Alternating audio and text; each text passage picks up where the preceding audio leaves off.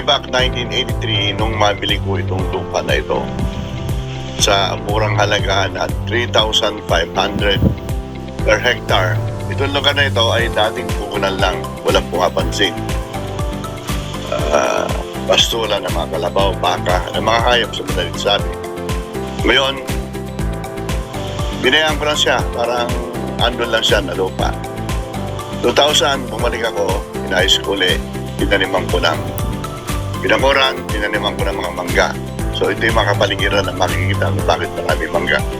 Nagtaniman ko na 964 na puno mangga. Ngunit sa kasamang palad, marami ring namatay. Ngayon, ngayong itong lumating yung panahon na 2015, na malalaki na yung mangga, nilagyan ko na ito ng swimming pool na para pang pamilya. Parang pinapangarap ko na ito na ang aking pinaka-retirement. Hanggang sa unti-unti, na-develop, dinadayo ng mga tao, kaya nagpatayo pa ako ng isang swimming pool.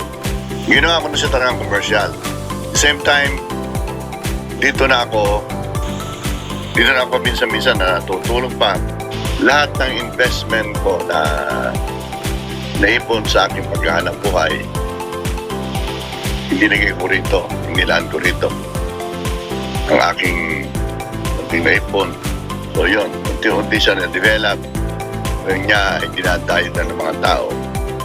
Ang nagbigay sa akin ng inspirasyon, siyempre una ang aking pamilya na meron kaming pupuntahan. Wala sa plano na maging ito ay public, private lang ito sana na hindi panganap buhay. Pero nung nakita na may mga dumadayo, may pupunta, yun nga, ginawa ko na siyang paupahan, may mga umuupa na.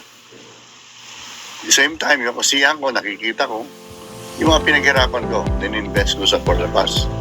Sa 50 years na aking paghahanap buhay, nilagay ko na rito. Unti-unti itong farm na ito, lalagyan pa kung ano narapat na mga events.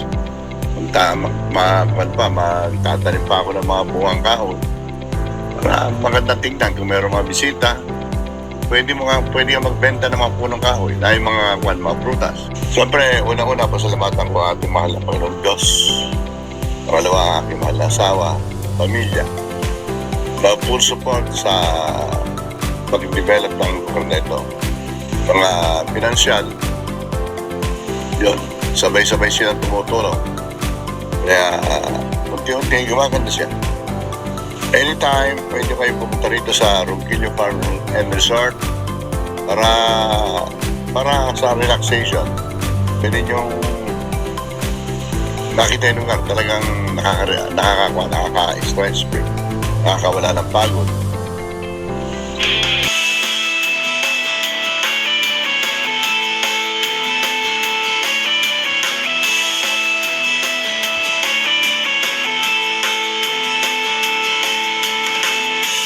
Nais mo ba ng dagdag kita at kaalaman para sa'yo at pampamilyang kabuhayan? Makakatulong sa'yo pagkanegosyo umasenso,